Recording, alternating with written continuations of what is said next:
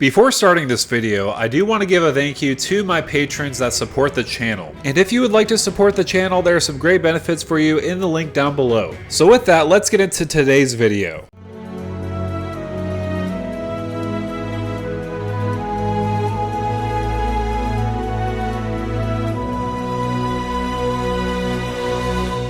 What's going on YouTube? This is Devin coming back at you with another video today on Pub Stomp MTG. With this video, I'm going to be discussing Galadriel of Lothlorien. So first of all, she is a 3-mana Simic commander. Whenever the ring tempts you, if you chose a creature other than Galadriel of Lothlorien as your ring bearer, you scry 3. Whenever you scry, you may reveal the top card of your library. If it's a land card revealed this way, put it onto the battlefield tab. So I will say this is a pretty straightforward commander. We're going to be putting so much lands on the battlefield, and on top of that, we want to be tempting creatures other than Galadriel, mainly so that we could get that ability off of scrying so that we could put more lands on the battlefield when we reveal them from the top of our library. What is nice though about Galadriel is you don't have to have the ring tempting you all the time. You could use other scry abilities. Say for example you play Temple of Mystery as land for your turn, and then you scry 1. If you scry a land and put it on top of your library and you reveal it, you can just put that land onto the battlefield. That's a 2-for-1 with Temple of Mystery. That's absolutely great value. So there are going to be a couple things I'm going to be discussing with Galadriel in this video. First of all, I'm going to be talking about thematic choices, then I'm going to be discussing some scrying abilities, and lastly, of course, we got to have Landfall in the deck. We're going to be putting so much lands on the battlefield, it's absolutely going to be disgusting.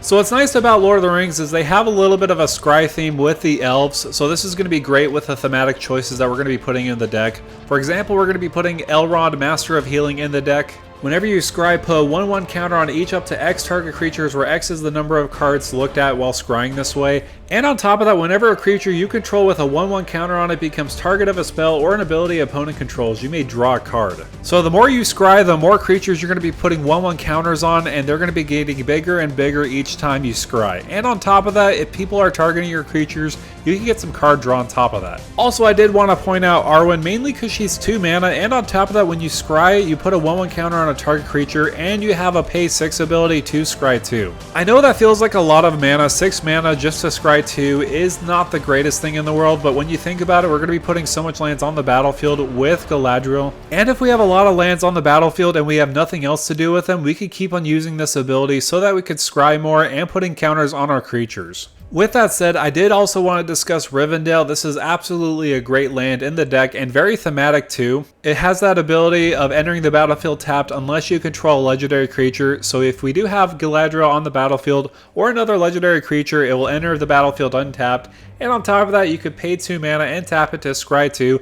Only activate it if you control a legendary creature, which is pretty easy because Galadriel is at an easy cost of 3. I absolutely love lands that generate value by themselves because you could just put so much mana into it. Also, if you want to ensure you could connect with your opponents for damage, you could use Elvish Mariner. Whenever it does attack, you scry 1, and whenever you do scry, so any kind of scrying whatsoever, you could tap up to X target non-land permanents, where X is the number of cards looked while scrying this way. So if you do notice, it is target non-land permanent, so whether it be an artifact, an enchantment, but most likely you're going to be tapping a creature so that you could swing in for some damage. Also on top of that, if somebody has a scary Blightsteel Colossus on the battlefield, you could scry in response if you're using a scry ability on some creature, and then you could tap that Blightsteel Colossus before combat. Of course, there's other ways we could scry other than just using Lord of the Rings cards. There are some other great cards we may want to consider putting in the deck. So of course, I like a lot of different abilities on my lands, so Castle Vantress is going to be a superstar in the deck, mainly because it could enter the battlefield untapped if we do have an island, and if we do have 4 mana, we could tap it and scry 2. I know that seems like a lot to pay in for that, but of course, it's in a land by itself, and if we have nothing else to do on our turn, we could just scry 2 and put a land onto the battlefield with Galadriel. If we do want a consistent way of scrying, we do have Thassa, God of the Sea, as well as Lifecrafter's Bestiary. They both read at the beginning of your upkeep, you scry 1. That's great by themselves. On top of that, Thassa, God of the Sea has that ability of target creature you control can't be blocked this turn, and we can get some card draw if we pay green mana into Lifecrafter's Bestiary. So these are just a great way where you can consistently scry so that you can constantly put lands on the battlefield if you need to. On top of that, I did want to add in Sylvan Anthem, mainly because whenever a green creature enters the battlefield under your control, you scry 1. It doesn't matter if it's a token or non-token creature, any type of green creature entering the battlefield will get you that scry ability, and on top of that, it's a great anthem for your green creatures. I did also want to bring in another elf from a different universe other than Lord of the Rings with Nissa, Steward of Elements, mainly because it has a pay X ability into her so that you can put more loyalty in her ability. However, her +2 ability is what we really want to do. We could scry 2 and then we could put lands on the battlefield left and right if we do have Galadriel in the battlefield. Also, it does have a great 0 ability and also a great -6 ability. Untap up to 2 target lands you control. They become 5/5 creatures with flying and haste until end of turn, and they're still lands. So I would say this is a really great fit because we could put so much loyalty on her if we do have a lot of lands in play with Galadriel, and we can consistently scry to put more lands on the battlefield as well. However, I would say one of the best scry engines in the deck is definitely the Temporal Anchor. I know it's 6 mana, it seems like a lot, but it has a great ability. At the beginning of your upkeep, you scry 2. It also does have the ability whenever you choose to put 1 or more cards on the bottom of your library while scrying, exile that many cards from the bottom of your library.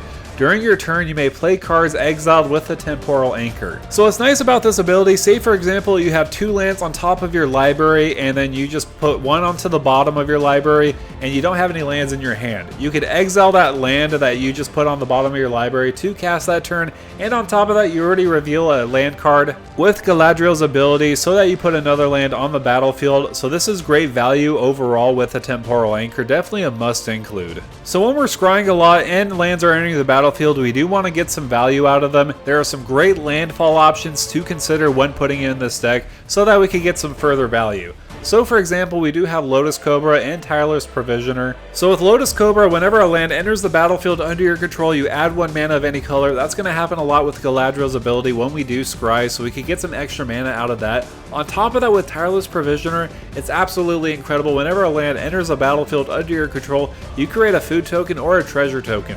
So essentially it's like Lotus Cobra, but a little better because you could store that mana in form of a treasure so that you could use it later on. But I would say if you need some extra mana, both of these are great options in the deck nonetheless. So we talked about the ramp, we also must talk about the card draw in Simic. Of course we have to add that in there, mainly because Simic does the Simic thing of drawing cards and ramping. So I did want to include Tatyova, Benthic Druid, and also AZ, Tyrant of Gyre Strait. Both of these essentially do the same thing. When a land enters the battlefield, you draw a card. With Tatyova, you gain some life, and with AC, you could play an extra land during your turn. For me personally, I do like AC a little bit more. I know it costs 1 more mana, but essentially you get to play an extra land during your turns, and you get to draw an extra card on top of that. I feel like that's going to provide a lot more value than Tatyova. Don't get me wrong, I think both of them are great, but honestly, AC is the best one out of these options. But I would say a good way to close out the game, because we are in a landfall theme, is playing Avenger of Zendikar, the classic all-star of EDH of closing out games. When it does enter the battlefield, you create 0/1 green plant creature tokens for each land you control, and whenever a land enters the battlefield under your control, you may put a 1/1 counter on each plant creature you control. So first of all, if Galadriel is out on the battlefield, we're going to be putting so much lands left and right on the battlefield if we scry so much.